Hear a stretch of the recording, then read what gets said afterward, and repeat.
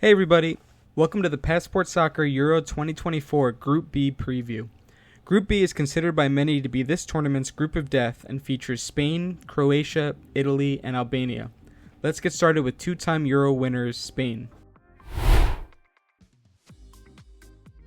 Spain come into Euro 2024 and may be a bit under the radar, not necessarily talked about amongst the favorites, which won't bother head coach Luis de la Fuente, who feels his team have a real chance to win their third European Championship this summer.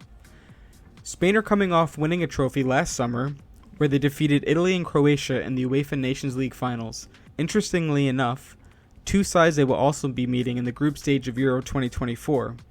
We know Spain will be without one of their brightest talents in midfielder Gavi, who tore his ACL playing for his club side Barcelona. But some even newer faces have broken into the national team in recent months, with teenagers Lamine Yamal and Pau Cubarsí adding to the list of incredible talent Spain continues to produce. Spain started off their Euro 2024 qualifying campaign a bit slowly, a not-so-convincing home win against Norway in Mallorca, followed by a 2-0 defeat to Scotland at Hampden Park. Luis de la Fuente's position was in question, but winning the Nations League finals last June turned Spain around, and they cruised through the rest of qualifying, winning their remaining 6 matches. Alvaro Morata looks set to captain and lead the line for Spain, which isn't the most popular choice among some Spain supporters. Morata was whistled off the pitch in their March friendlies, leading De La Fuente to say his soul hurt watching it happen. Morata and Spain will hope to get off to a quick start and get the Spanish public behind them. And though Spain are not the team they used to be, make no mistake, no country enjoys coming up against them. Rodri is arguably the most important player for both his club and country. A commanding presence in the midfield who can do a little bit of everything and do it very well. He will set the tone for Spain in the middle of the pitch, and most good things will go through him. Rodri played in all but one match during Euro 2024 qualifying, and barring injury or suspension, don't expect him to miss much at the Euros either. Spain played mostly in a 4-3-3 during qualifying, but with the return of Dani Olmo, I think it's possible De La Fuente switches to a 4-2-3-1, like he showed in the March friendlies. Unai Simon has been the number one for Spain for a few years now, and that doesn't look like changing. A back four starting with Alex Grimaldo, who's had a huge season at Bayer Leverkusen, at left back. Spain's center back pairing has an interesting backstory, as both Aymeric Laporte and Robin Lenormand were born in France, but eventually gained a Spanish passport through playing in Spain's La Liga. Dani Carvajal should start at right back and adds good experience to the back four. Fabian Ruiz enjoyed a strong season with PSG, and as we discussed, Rodri is one of the first names on the team sheet. The attacking three in front of them is formidable, with Nico Williams, Dani Olmo, and 16-year-old sensation Lamine Yamal. Plenty of pace and creativity, hoping to link up with Spain's captain, Alvaro Morata, who is expected to lead the line.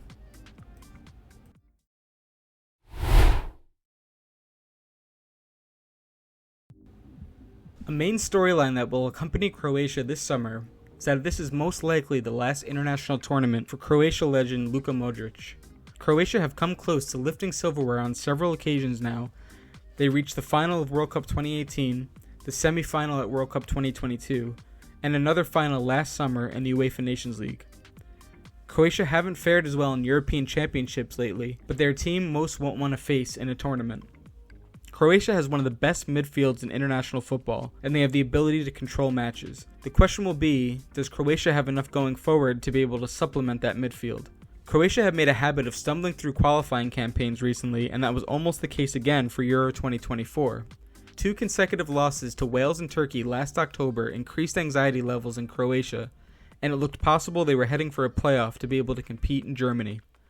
Ultimately, Wales stumbled and Croatia did the business in their final 2 matches, beating Latvia and Armenia to clinch qualification. Croatia will lean on their tournament experience, quality, and what should be incredible support in Germany to try and guide them through to the knockout stages.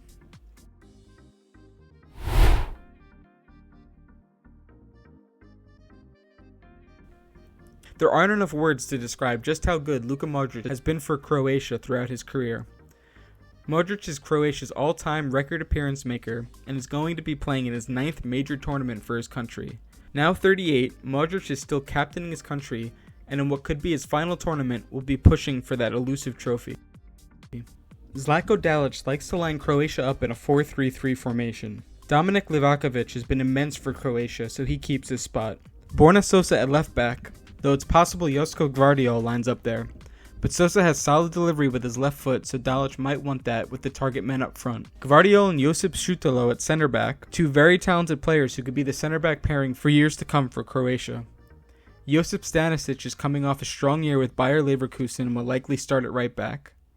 The midfield trio of Marcelo Brozovic, Luka Modric, and Mateo Kovacic picks itself.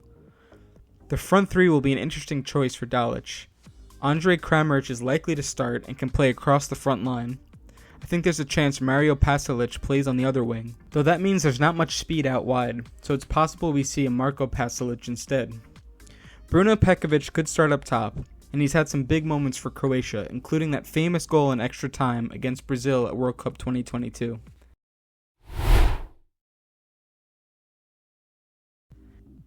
Italy enter Euro 2024 as defending champions, winning a dramatic penalty shootout against England 3 years ago. A major tournament in Germany will also bring back fond memories for supporters of the Azzurri, as it's the place Italy lifted the FIFA World Cup in 2006. The squad has changed quite a bit since their Euro 2020 triumph, with the likes of Giorgio Chiellini, Leonardo Bonucci, and Lorenzo Insigne no longer part of the squad. Italy has had to deal with the sudden departure of Euro 2020 winning manager Roberto Mancini midway through Euro 2024 qualifying. Mancini resigned as Italy manager and then took the head coach position with Saudi Arabia. In stepped Luciano Spalletti, fresh off winning Serie A with Napoli in 2023. Not a bad replacement. Spalletti has been in the job for under a year now and is working to figure out Italy's best 11 heading into the Euros. Spalletti has made sure everyone in the squad is fully focused on Italy. That led him to launching into a rant earlier this year about how some in the squad were too focused on playing PlayStation, including striker Gianluca Scamacca, and subsequently banned it at national team camps. All that aside, Italy still have a strong squad.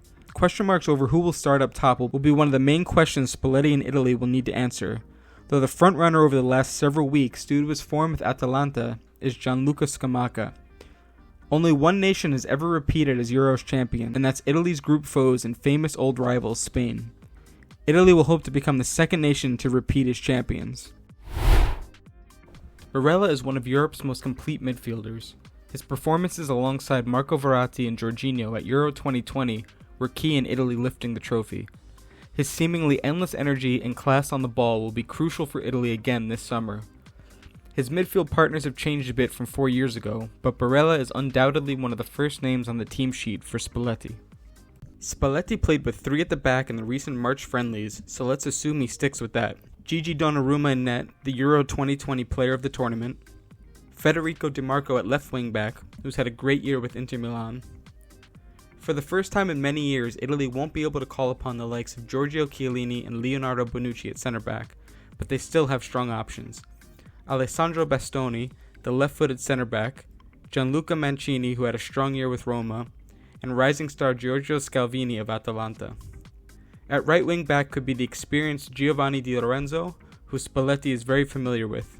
Jorginho in the middle alongside Nicolo Barella.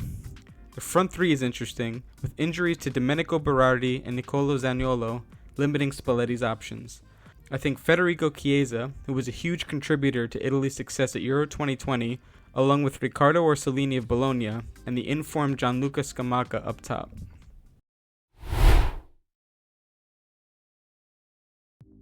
Albania are set to take part in their second ever European Championships, with their first coming back in 2016. Between Euro 2016 and qualification for Euro 2024, results didn't live up to the new expectations of the Albanian public following their first ever major tournament appearance. That is, until Silvino was hired as Albania's head coach at the start of 2023. The former Brazil international has changed the mood around the Albanian national team, and most importantly, gotten results to qualify Albania for their second ever tournament. Albania have a strong squad, with a majority of their top players plying their trade in Italy's Serie A.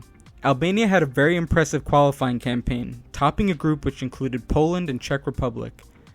Albania's form at home in Tirana, in front of their incredible support, was a huge advantage, and saw Albania gain 2 impressive wins against both Poland and Czech Republic. Now they look forward to Euro 2024, where they've been handed an extremely difficult draw in what many are calling this tournament's group of death. They face Spain, Italy, and Balkan neighbors Croatia. Albania will embrace the role of underdog, and know many won't give them a chance to advance from this tough group. One thing's for sure, Albania will be cheered on by what should be incredible support in Germany. The captain of Albania, Berat Jimsiti, will be eager to participate at Euro 2024.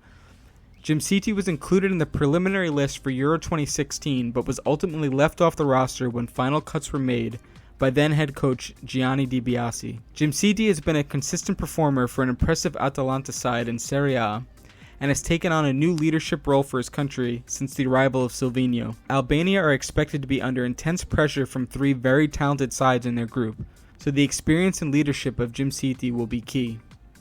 Silvino was likely to line up Albania in a 4-2-3-1 formation, like he did throughout qualifying. The veteran Berisha in net, who was the starter for Albania at Euro 2016 as well. A back four with left back Mario Mitai, who had a breakout qualifying campaign for Albania. Captain Berat Jimsiti next to Ardian Ismaili in the center of defense, with veteran Elsaid Husai at right back, another member of that Euro 2016 squad. Yilbir Ramadani and Christian Aslani in the middle, with Nadim Bayrami in front of them in a more attacking role. Aslani is seen as the future of the Albanian national team, and Nadim Bayrami's switch from representing Switzerland to Albania in 2021 has been a huge boost. Jasir Asani on the right, who scored a few unbelievable goals during qualifying, and plays his club football in South Korea. Left side is interesting. Silvino played Talant Safari most of qualifying here, but Ernest Mucci has performed really well for Besiktas since his move there in January, and I think he offers a little bit more than Safari. Striker is a difficult one, as Silvino will have several players to choose from, including Armando Broja, Ray Manai, and Merlin Daku. Ultimately, I think Silvino could go with Ray Manai, who's had a very strong season in the Turkish Super League with Sivasspor. Time for some Group B predictions. Spain are starting to hit their stride under De La Fuente, and I think they can make some noise this summer. I think they top the group. Croatia are always a threat in tournaments, and I think they finish second. It's always hard to doubt Italy in tournament football, but I think they're going through a bit of a transitional period and ultimately finish third. Albania will be fun to watch, and I think will make a very good account of themselves, but they were drawn into a very difficult group and I think finish fourth. I hope you like this preview of Group B. Let me know what your starting 11s would be for these four nations and who you see advancing to the knockout rounds.